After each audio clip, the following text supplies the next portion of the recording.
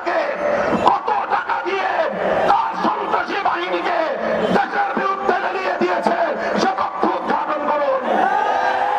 ভারত তাকে বাংলাদেশের অখণ্ডতা ধ্বংস করবার জন্য কিভাবে উস্কানি দিয়েছে, কি তাকে মন্ত্র দিয়ে বাংলাদেশে বারবার পাঠাচ্ছে, সেই তথ্যগুলো উদ্ঘাটন করে জাতির সামনে আপনারা বাংলাদেশ বিরোধী সকল অপশক্তির মুখোশ উন্মোচন করে দিন।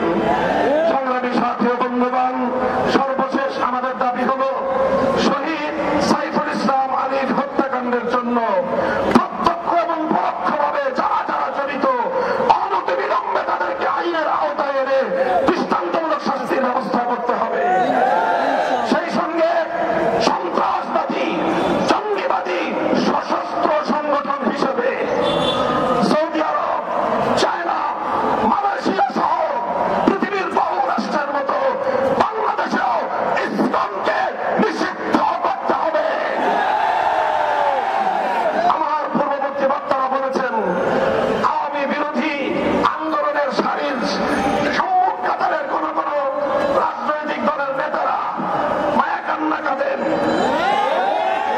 স্বপ্ন দেখছেন ভারতের অনুকম্পা নিয়ে ক্ষমতায় যাবেন। আল্লাহর নামে শপথ করে বলতে পারি ভারতের আর কোন রেসপেন্সার বাংলার ক্ষমতার মসনদে আসতে পারবে না।